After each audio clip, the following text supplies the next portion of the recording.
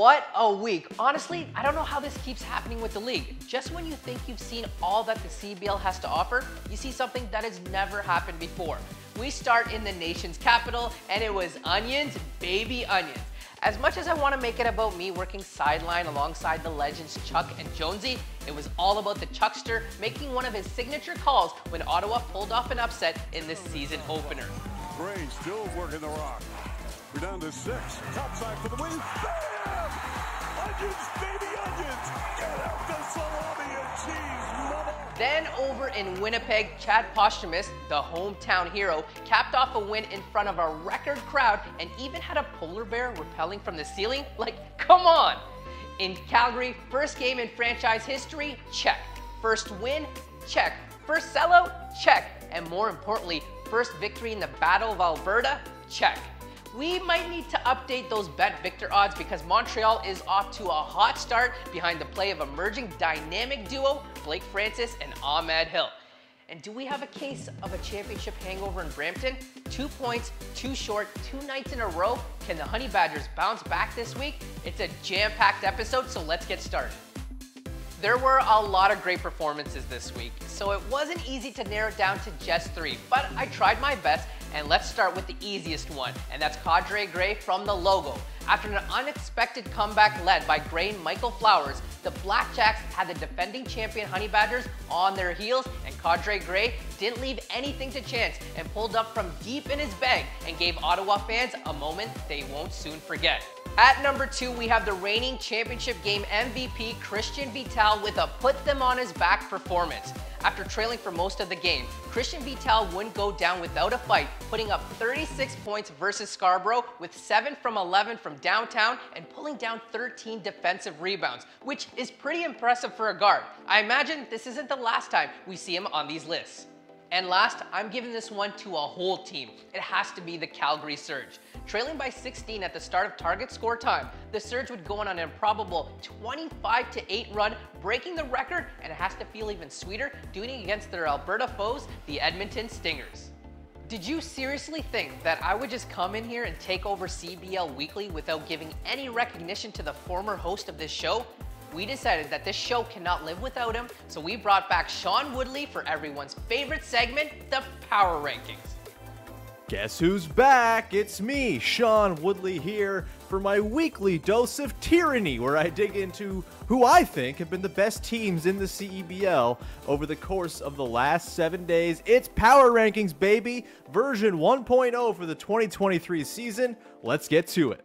At number 10, we have the Niagara River Lions, usually one of the most successful teams in the CEBL. But my biggest question coming out of the first week of the season is, how will Vic Razzo's team score without defending MVP Khalil Ahmad running the show? Niagara was the only team not to break 70 points in their first game of the season, falling by 15 points to the Montreal Alliance. In that game, the Lions committed 19 turnovers without Khalil Ahmad and his steady hand on the wheel. Of course, this team will be adding Canadian Hoops legend Phil Scrubb to the mix at some point soon here, but until then, Javon Blair, AJ Davis, Lloyd Pandy and company will need to figure out their offensive process. Reigning Defensive Player of the Year EJ Onu can't do everything to hold it all down on the other end of the floor. We'll see, but the River Lions come in at number 10 to start off our power rankings for 2023. At number 9, we have the Saskatchewan Rattlers, the lone team on this week's rankings who we've yet to see play a game. And frankly, the Rattlers slot into 9th because we have not yet seen them play. We don't know how they're going to respond to losing their 2 top scorers from last year in Scotty Lindsay and MVP runner-up Tony Carr. They will return smooth-shooting big man Malik Ben-Levy, which will help, and they've brought in CEBL vets like Jermel Kennedy and Julian Roche. But how it all comes together for returning coach Dean Demopoulos still very much remains to be seen. They're at number 9, pending results from their first week of action. At number 8, we have the Edmonton Stingers, and similar to the River Lions, the Edmonton Stingers are still confronting the loss of a former MVP and the scoring vacuum that can create. Although for Edmonton, we're now in year 2 of them looking for someone to take up the mantle once held by 3-time CEBL MVP Xavier Moon. Big man Brody Clark seems like he's up to the task of at least in part powering Edmonton's offense here. His 13 points a game last year led the Stingers among players who played in the majority of Edmonton's games, but the CEBL is a guard-powered league, and Clark is going to need some help. Import guard Chandler Vaudrin and Alberta Golden Bears standout Jeffrey James have gotten the call to start in the backcourt in both of Edmonton's losses to Calgary to start the year, but are averaging just 6.5 points apiece across those 2 games. Will new head coach Jordan Baker make the call to move captain and longtime Stingers mainstay Adika Peter McNeely from his 6-man role into the starting 5? He just might have to. At number 7, we have the Vancouver Bandits. 0-1 to start the year, so the Bandits find themselves in the middle of the pack in this week's rankings. But my expectation here is that Kyle Julius's supremely experienced roster will make a climb sooner than later on the back of newly signed All-CEBL first-teamer Nick Ward and Bandits mainstays like Alex Campbell and Malcolm DeVivier. The most feel-good story about this Bandits team is the return of a fully healthy Dwayne Notice for what should be his first full season of action since tearing his Achilles back in the 2020 CEBL Summer Series. Notice got into 3 games last year for Hamilton, but figures to be a major factor in the backcourt for a Bandits team that has always been in the conversation late in the season, which would be an awesome turn of events, frankly, for all that Notice has gone through. What an incredible story it would be for him to get back to the highest level of Canadian hoops and make a real contribution to Vancouver. At number 6, it's the Ottawa Blackjacks, and is it finally time that we see the full-on Kadre Gray breakout? Through 2 games so far, that looks like that just might be the case for the most prolific player in U Sports basketball history as he hits his prime at age 25. Gray averaged just shy of 12 points across 35 CEBL games with the Blackjacks and Bandits over the last couple seasons, but has never quite tapped into that stat-stuffing star potential that he flashed during his days at Laurentian. Through 2 games so far, Gray's 4th in league scoring at 24.5 a night on blistering efficiency to go along with 5 boards and 7 assists and a thrilling game-winning triple to complete a target score time comeback for Ottawa on opening night against Brampton. If they were in the business of handing out awards after just 5 nights of action, Gray wouldn't only be the no-brainer Canadian of the year, but he would be on a very short list of most outstanding player candidates as well. If we're finally living in Kadre Gray's world, we're all in for a treat this summer, unless you're one of the poor souls who has to guard him. At number 5, we have the first of 2 new CEBL franchises making debuts in the upper half of the power rankings with the 1-0 Winnipeg Sea Bears. Michael Taylor's expansion roster is mostly CEBL first-timers, but it's captained by one of the league's most seasoned and respected vets in center Chad Posthumus. If the high-powered import trio of EJ Anasike, Jelani Watson-Gale, and Teddy Allen can carry the offensive load like they've shown they can through the first game, and Winnipeg can establish a killer home court advantage on the heels of setting the CEBL's attendance record in their opener, the Sea Bears could very much hang in the upper reaches of the rankings all season long. At number 4, Alberta ain't just a Stingers province anymore, baby. At the 4th spot are your 2-0 Calgary Surge, who kicked off their CEBL tenure in a way that'll surely endear themselves to the local fans by beating Edmonton twice in a row. The second of those 2 wins came in historic fashion on Sunday evening as Calgary, surged back from down 16 at the start of the target score time to sweep a weekend home-and-home with their Highway 2 rivals. Nelson Taroba's squad looks like it's going to be built on balance, with Ruggsy Miller-Moore, Steph Smith, Simi Shitu, and Admon Gilder Jr. all averaging double figures through 2 games. At number 3, we have the Brampton Honey Badgers. And look, yes, the defending champions are 0-2 to begin their new season under new head coach Antoine Broxy, but simply put, I trust the players on this team. 6 guys are back from last year's title team, including CEBL Finals MVP Christian Vital and defending 6th Man of the Year Kobe McEwen.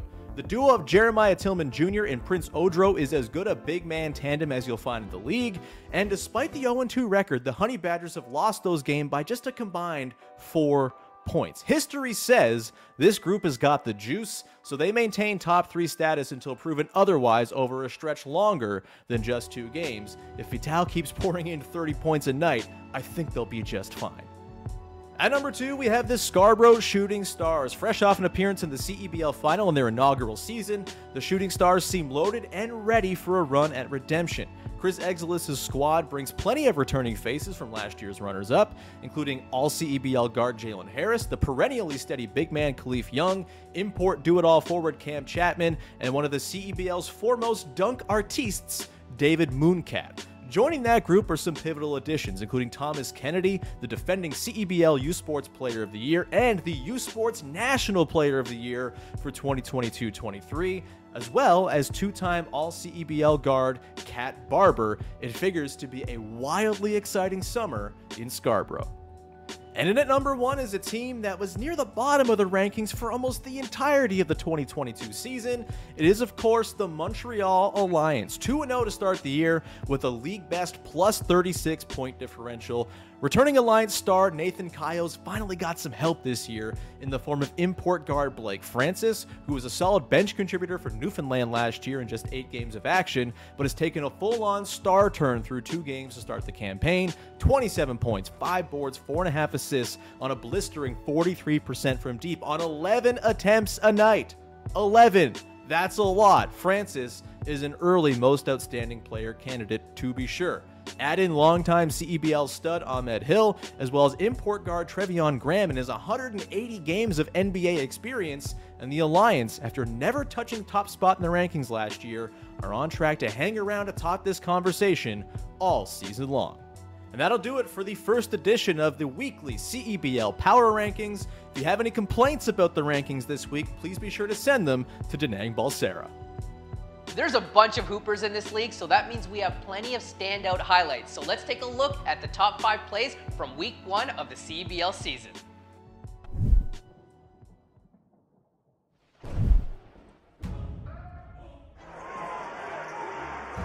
Chapman fading.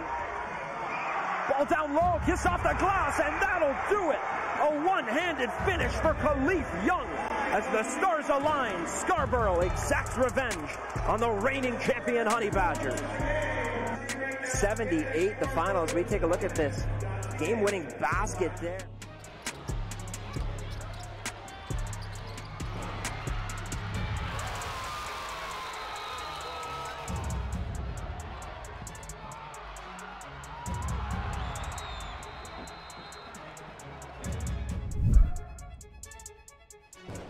Drop. Smith now calmly brings it back up the floor for the surge. For 3, hits it. Steph Smith, timeout now by Jordan Baker. And now the decision comes, are you drawing something up for 3? Give yourself a win, or what are you doing if you're Jordan Baker here?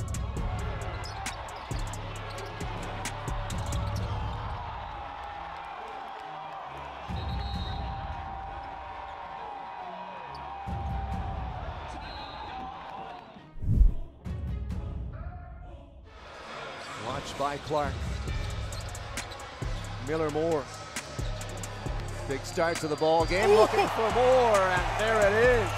I'll tell you what, this is trademark Ruggsy Miller Moore. Yeah, takes it up with the layup right at the last minute, turns it around, is able to put that thing down.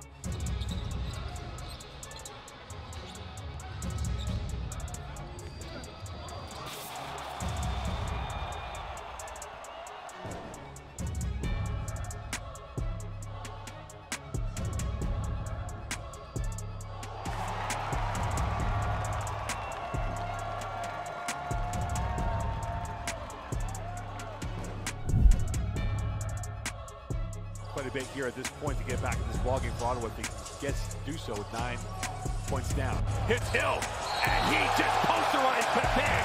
Welcome to Sports Center. That's your highlight of the night.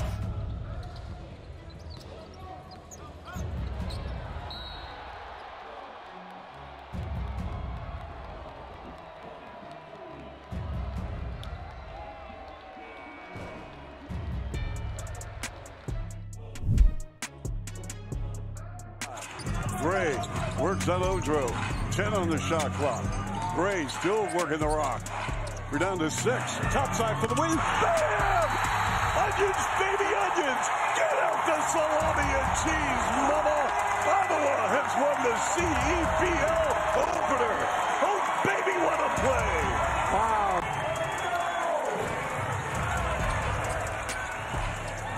Well, He had a switch on Ozro. yeah. But that was a deep three.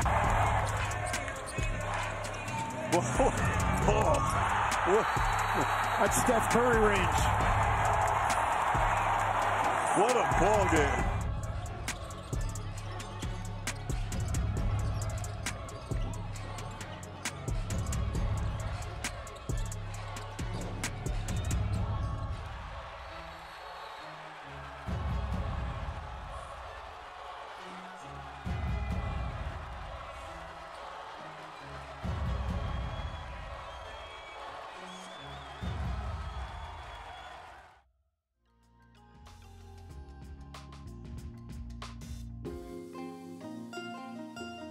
With new teams and new markets joining the league this season, that also means there are new members of an exclusive club within the CBL, and I'm lucky enough to have a members pass too. This group features the hosts with the most, those on the inside scoop with each team, and a group of people in this league with by far the best fashion sense in the game. Of course, I'm talking about the sideline reporters from across the league. It was my pleasure to sit down with two of these new voices in Cami Kepke from Calgary and Joey Slattery from Winnipeg to discuss how the new teams are being embraced by their new cities and just how electric their venues were for their respective home openers. Now joined by sideline reporters of your Calgary Surge, Cami Kepke, and Winnipeg Seabears, Joey Slattery. Thanks for both of you for joining us here today. Both exciting debuts for your squads. Calgary, we'll start with you, Cami, over in Calgary. Tell me about the buzz leading into that first game and how it lived up to those expectations. Well, first off, it was so good. My voice is completely blown out from trying to talk over that crowd. But, Calgary is a city that's been waiting for pro basketball to return for almost 30 years now. There's so much nostalgia surrounding the 88s and greats like Chip Engelland, who's now an assistant coach with OKC. And there was a bit of a tryout period when the BCLAs came here just over a year ago, headed up by Jordan Baker, who'd never played a pro game in Calgary before. Those two wins over teams from Nicaragua and Puerto Rico proved that the CEBL could work in Calgary. And the players have been so out in the community and just the team staff over the past couple of months. They've been able to build up a hype without even having played a game. It was so crazy in there. People were going outside. There was the tailgate outside and people had to shut it down. It was getting too full. It was a sellout at Winsport. And around Calgary, covering other sports, I find there are fans that I start to associate with other teams, the hardcore fans, like the CFLers who still tailgate at the Labor Day Classic, even when there wasn't a game during the pandemic. I saw those fans there, like the hardcore lacrosse fans, the golf fans, the football fans. People who I wouldn't expect to be there were really buying in. So I'm excited to see what they can do down the road here. Yeah, no, Calgary really ate up that game, and you could really feel it through the TV screen. Much like Winnipeg over for you, Joseph, 7,000 plus in that building. The photo, the sky view really, really sticks out. It was quite viral on social media. Did it feel as amazing as it looked, and what impressed you most about the game? Oh, yeah, it did, man. That atmosphere was something. The 7,300. They sold out twice. They sold out the original block of books, and then the day of the game, they sold the absolute capacity of the lower bowl at Canada Life Center. So, yeah, the atmosphere was probably even more electric in person than it was on the broadcast, and the game day presentation was great. But, much like Cami was saying, this was something that was a buzz for a while. You can go back to about 2020 when Winnipeg was looking forward to this. The big question was, where were they going to play? And then over the years, they got David Asper involved. And then there was that partnership with Canada Life Center downtown, bringing a sporting event downtown for the summer for really the first time. And yeah, people ate it up. It started on the Wednesday. They had a jersey reveal. They had 250 or 300 people at the jersey reveal that were there and interacting with the fans, signing autographs, and they hadn't even played a game yet. They hadn't even seen the jerseys up until that point. So there was already an excitement built up towards that. But then once game day came around, you really felt the buzz throughout the day. At 4:30 before the game, they had a party out at True North Square, which is basically across the street from the arena. So people were out there partying beforehand. Then they came in and it just kept going. And the game day presentation, they had the mascot Churchill, the sea bear, coming down from the rafters. They really didn't spare anything, and that got things going. And kind of like Baker out in Edmonton, Chad Posthumus never played a pro game in Winnipeg. He's from here and he's a bit of a local legend. So, for him to play in his first game and have his family and friends, I talked to his family after the game and they were just elated with everything that had happened, kind of still soaking it in, what just happened. And especially in the way that game ended, the target score got a real good sample, I think, for the fans here of how it works. And I think it was important to note that Vancouver was down 13 and then they went on an 18-5 run during that target score frame where it got a little tense. So people realize when you take the time out, how a game can turn around and how exciting that is. And then when Chad Posthumous gets that ball and puts it back, that 2 points for the game winner, the local guy making the most of his moment. I mean, the crowd just erupted. That was something I haven't heard in a long time, especially, with just the 7,800. Jets normally have, closer to 15,000. So it was about as loud as a Jets game. And, the fans, speaking of the fans, there are a lot of fans, I think, that were there that were pure basketball fans. And I think Winnipeg showed that this is a true basketball city. They hadn't had a team in about 30 years either since the Winnipeg Thunder. You still see Winnipeg Thunder hats in this community. They're starting to be switched over for Sea Bears. People are really excited. And I think June 12th is a long time for the second home game for people in Winnipeg. They're looking forward to that second one. Well, I can feel the enthusiasm and the excitement through both your voices. And like you mentioned, luckily for both of you, both teams were able to reward the crowd with a W. Cammy, the Battle of Alberta is a deep one between Calgary and Edmonton, and there's not a better way to start off your season. How important was this win, and what was your biggest takeaway from the team? Well, the funny thing is we have so many players who aren't from Alberta. They don't quite understand the depth of the Battle of Alberta just yet, or at least they didn't going into the game. But not only were the fans cheering for Calgary, they were booing Edmonton at every chance they got. And I think that's really what helped the players realize, like, oh, okay, like this is going to be something for us. But you know what? Like when they came here from Guelph, you have 4 players formerly with the Nighthawks who chose to come to Calgary. Not among them were their top 2 scorers. So it's reasonable to wonder, okay, where is the offense going to come from? Well, Nelson Taroba kind of has the mindset. He's like, well, I wasn't here. Didn't happen. He's focusing on the here and now. He has dynamic guys like Ruggsy Miller-Moore ready to step up. Simi Shitu, our Canadian product, one of our great Canadian products who really got the crowd on their feet in game 1. And Steph Smith. I mean, talk about the target score. We thought we had a dramatic finish on night 1. They had the back-to-back in Edmonton, and in their second game, they set a league record for the biggest comeback. 16-point comeback to get the target score, and Steph Smith scored those final 7 points himself. Like, that's putting the team on your back. We do know that shooting will be something this team is going to need to work on down the road this season, but hey, that's why Dave Love is your shooting coach, right? And these are the kinds of players that he likes to work with. So in the meantime, they're really going to be focusing on going hard in the paint, attacking the rim, and testing their endurance, because now they're going to have their third game in 4 days as the Niagara River Lions come to town on Tuesday. And Joey, for you, a good mix of vets and newcomers, and of course, Mike Taylor at the helm, who I'm a personal big fan favorite. I've always looked forward to interviewing him. And you mentioned the big moment for Chad as well. How important was this win and for the outlook of this team? I think it's huge, right? Anytime your franchise can start their tenure with a win, I mean, it just adds a little more excitement to it. People are walking away with a good taste in their mouth. And, like you said, the kind of opposite of Calgary, there are a lot of Manitobans, a lot of Winnipeggers in particular. There's 6 that are on the roster, and they have a few more on the practice roster as well. And Mike Taylor said that was by design. He wants this team to have a Winnipeg flavor. So it is a Winnipeg team. He wants Winnipeggers to be connected.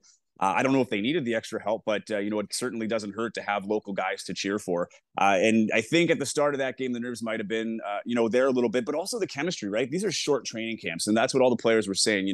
They go play in Europe and Asia. Like a lot of times you've got really grueling 1-2 month training camps. This was 8 days to try and gel and create chemistry. So, there were times, and it was at both sides of the court, where there were some, I think some things that'll be ironed out throughout the season. But you saw it with Winnipeg. Once they got into the second quarter, guys like Simon Hildebrandt, the team's first ever U Sports draft pick, again, a Winnipegger who's coming out of a stellar rookie season with the Manitoba Bisons. He led the team in scoring. They had the best record in in program history. I think they were 18-2 this year in Canada West. And he showed he can play in the pros. I think he had 13 points, and they all came in the second half. Once he got his rhythm, he felt good. But there were a lot of guys that played key roles, and I think that was the big thing. Once they realized, everybody can play a role, everybody can take it to the floor. Everybody's got something to prove on this team is one thing I've taken away. Teddy Allen he wants to be a star in this league. He thinks he's ready for the NBA. He wants to take full advantage of this. Michael Okafor, who was on the Badgers last year, known for his on-ball defense, he said, proud of that for sure. But he wants to show that he can score as well. And he had some big buckets here in this game as well. So this team is coming along. I think the energy might have felt a little bit. I want to see what they can do on the road, without that energy and, playing in without the excitement. There was a lot of hype. The whole training camp leading up to this, the whole week, the hype was real and they felt it throughout the week. So now it's a matter of you have to extend this for a full 20-game season. But this team showed a lot of promise, and the city's behind it. Even after the game, the autographs and things like that, these guys are pros. They're being treated like it, and the city is very excited to have them here. So if June 12th, I'm looking forward to that one, seeing what the response will be like there. And I think they're really going to have a home court advantage. I mean, 7,300, that's the record in the CEBL. And then the team that set the last one at 4,500, I believe, was Vancouver. And, their president, talking to them too, they said they were pretty impressed to see what Winnipeg came out. They wanted to make that trip for this one, just to see what it was like to play in that atmosphere. And I don't think they were let down. Well, listen, both cities are very lucky and very excited to have both teams, but I think they're also very lucky to have both of you patrolling the sidelines throughout the season. I want to officially welcome you to the broadcast family as well, and you've both done an outstanding job, and I look forward to having both of you back here on the program and updating me on the teams as well. So thank you for both of your time, and best of luck to you through the course of the season. Thanks, Steve. Anytime. Thanks, Dee. The bar has been set pretty high after week 1, so let's take a look at this week's exciting matches to look forward to. We start in Ottawa as Montreal take their undefeated record on the road in hopes to start the season 3-0. Then we head over to the Ends as the Shooting Stars host the Sea Bears in their home opener, where Kat Barber and Thomas Kennedy make their debut in Scarborough. And finally, Saskatchewan tips off their season tonight after owning the best home record last season. They host the Vancouver Bandits. Follow CEB League on your favorite social channels for all the fun content, news, games, updates, and more. Tickets to watch your favorite teams play are now available. Head to cebl.ca to buy now. Tickets to Championship Weekend are now available. Get your tournament packs by visiting cebl.ca/Championship Weekend. Watch all the games on CEBL Plus, powered by BetVictor and TSN Plus. Break out the salami and cheese, mama. That's another installment of CBL Weekly presented by BetVictor. Make sure to catch next week's episode because you'll never know who might stop by. We'll see you then.